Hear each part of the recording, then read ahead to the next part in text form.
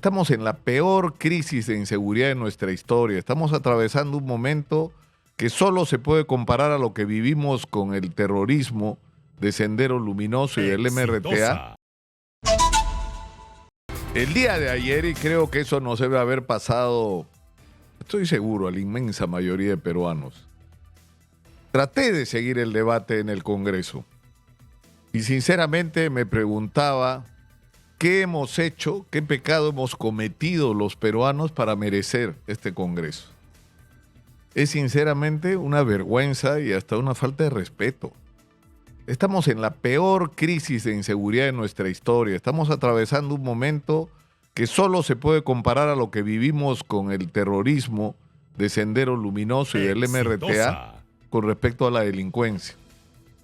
Y esta gente no tiene idea ni de lo que habla, proponen cualquier cosa, que el terrorismo urbano, porque a alguien se le ocurrió, no, y si ponemos la pena de muerte, y de repente no se dan cuenta que esos que proponen pena de muerte, aplicando el modelo de Vietnam, probablemente serían fusilados, porque allá también se fusilan los corruptos. Es decir, cualquier cosa, o sea, como dicen, hablan porque tienen boca. El problema es que son quienes deciden las leyes en el Perú, quienes deben desde el Congreso de la República vigilar el buen ejercicio de la función gubernamental, que dicho sea de paso, desde el gobierno también mandó su proyecto, pues, ¿no? Y son proyectos que tienen una característica en común. Todos están basados en no haber escuchado el clamor de la sociedad, por un lado, y la voz de los especialistas, de la gente que sabe lo que hay que hacer en cada una de las áreas, porque se sabe lo que hay que hacer. Pero cuando no se quiere escuchar, cuando la cabeza de quienes tienen que tomar decisiones está en cualquier lado, menos en los problemas de los ciudadanos, está en sus propios problemas, en sus problemas encima con la justicia, que los persigue a todos. Hay que 80 congresistas investigados. Y está investigada en este momento la presidenta, su hermano y el ministro del Interior. O sea, ¿cómo vamos a enfrentar en estas condiciones una situación tan compleja? Yo he tratado de resumir todo lo que se propone y esta gente es como que, porque además en medio de la discusión ayer alguien decía, uy, ¿y si llamamos a algún experto? Si llamamos una mesa de expertos, oiga, ¿no era al revés? ¿No era que primero llamas a la mesa de expertos y después a partir de eso generas un proyecto de ley? No 17 más el del Ejecutivo, 18. 18. O sea, es una falta de respeto en medio de esta situación que no sean capaces siquiera de llegar a un pleno del Congreso con una propuesta de modificaciones a la legislación como las que proponen. El problema es que lo que proponen no va a arreglar el problema porque se están equivocando. ¿Qué cosa creen? Lo hemos dicho hasta el cansancio, lo dicen los especialistas, lo dice la experiencia. ¿Ustedes creen que los delincuentes le tienen miedo a la cárcel si desde la cárcel dirigen las organizaciones criminales? Las más importantes organizaciones criminales de Latinoamérica, el Tren de Aragua, el Comando Vermelho de Brasil, se han creado en las cárceles. Desde las cárceles. Ahí es donde se han articulado.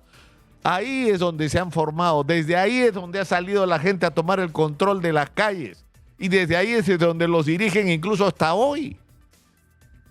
Entonces es iluso, desconectado, fuera de la realidad, pretender que en una especie de campeonato de quién propone la medida más recia, esto va a resolver el problema. Y no escuchan cuando se les dice acá, porque yo no estoy diciendo cosas que a mí se me ocurren, estoy recogiendo las cosas que se han planteado en este espacio como en otro. Hay que reunir al Consejo de Estado, al Consejo de Seguridad Nacional o a los dos. ¿Por qué? Porque necesitamos que todas las instituciones del Estado peruano estén juntas para enfrentar una situación que es de guerra y que no se reúnan cada 3 o 6 meses, no, se tienen que reunir. Yo lo reuniría a diario, pero en fin, una vez a la semana, para distribuir tareas. ¿Qué vas a hacer tú? ¿Qué vas a hacer tú y tú en esta guerra en la que estamos contra la delincuencia? Exitosa. Y donde unos tienen que escuchar a otros sobre por qué las cosas no están funcionando como deberían y qué correcciones hay que hacer. Y está claro que esto supone un liderazgo. Es decir, la presidenta de la República tendría que levantarse cada mañana, no a ver qué reloj se pone, ¿no es cierto? Y si va a usar el vestuario que le recomendaba Chibolín, sino a preguntar cómo ha ido en las últimas 24 horas la guerra contra la delincuencia y si se han cumplido los objetivos que se han trazado el día anterior, porque hay que trazar objetivos incluso para cada día, sobre todo para enfrentar la situación en las zonas más críticas. Está claro lo que hay que hacer con la policía, pero tantas veces lo hemos escuchado. Y en el Ministerio Público, en el Poder Judicial, una de las primeras cosas que hay que hacer es limpiar a estas instituciones de los corruptos, de los que están comprometidos con los delincuentes, de los que tratan con guantes de seda a los delincuentes, los que los liberan o por miedo o peor aún por dinero. Hay que librar a todas las instituciones del Estado peruano de estas lacras, de esta gente que no debería estar ahí. Y hay que hacer a cada una de estas instituciones lo más eficiente que sea posible, y para eso se necesitan recursos que tienen que ser gestionados de manera adecuada y no corrupta. Para que no nos ocurra que cada vez que se compran patrulleros hay una ladronera pero vergonzosa. Y necesitamos que se restituya, pero me parece increíble que haya que repetir esto todo el tiempo porque no lo escuchan. La policía peruana retrocedió en eficiencia y en capacidad de acción cuando se disolvió la Policía de Investigaciones y la Guardia Civil. Porque se perdió la profesionalización y la especialización que ahora necesitamos. Porque necesitamos tomar el control de la calle porque lo hemos perdido, y necesitamos tener los equipos de investigación criminal y de inteligencia más eficientes y más rigurosos en su acción, funcionando. Eso es lo que eran la Guardia Civil y la Policía de Investigaciones. ¿Y eso qué supone? Que esto tiene que cambiar desde las escuelas. Que aparte de hacer filtros para que no se metan delincuentes, las escuelas de formación de oficiales y de suboficiales de la policía tienen que formar policías especialistas, no policías sabelotodo, sino policías que tengan una profesión, la profesión del policía investigador, la profesión del policía especialista en investigación, en seguridad ciudadana y en cuidado de la calle y en protección del ciudadano, con todo lo que esto supone en sus derivaciones. Pero si no es tan complicado, es una cuestión de decisión. La policía no puede seguir funcionando con armas que tienen 40 años. No puede seguir funcionando con la falta clamorosa de vehículos, pero encima de todo eso con la falta de planes para gestionar lo que hay. Carlos Morán decía ayer acá que hay un problema gravísimo de gestión. Él ha dicho, y nadie ha salido a corregirlo, que el actual ministro del Interior, que habla mucho, ha gastado solo el 23% del presupuesto que debía utilizarse para mejorar las condiciones de operación de la policía, y el año se acaba ahorita. O sea, ni la cuarta parte de los recursos que tiene disponibles en medio de una guerra. Entonces, está claro lo que hay que hacer. Y cuando se habla de los estados de emergencia, que simplemente, no sirven para nada, así como están planteados, cuando podrían ser un instrumento muy poderoso, porque el estado de emergencia es una limitación a derechos constitucionales. Te pueden meter preso sin orden del juez, pueden allanar tu casa sin orden del juez.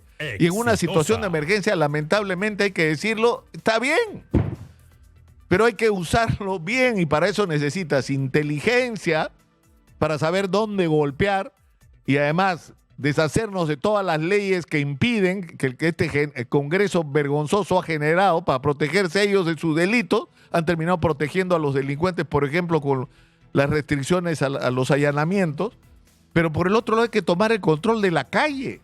Pero tienes que tener un plan de control de la calle. Si algo se había avanzado con Barrio Seguro, hubo la experiencia extraordinaria en Magdalena, donde se redujo de manera drástica el delito simplemente por organizar los recursos que se tenían, dividir el distrito en cuadrantes y establecer un plan de vigilancia permanente. Todo el tiempo, todos los vehículos disponibles estaban en movimiento, y las zonas críticas, las zonas donde se producían constantemente delitos, tenían una presencia física permanente de miembros del orden, y todo estaba coordinado, no solo entre la policía y el Serenajo, sino con los vecinos organizados.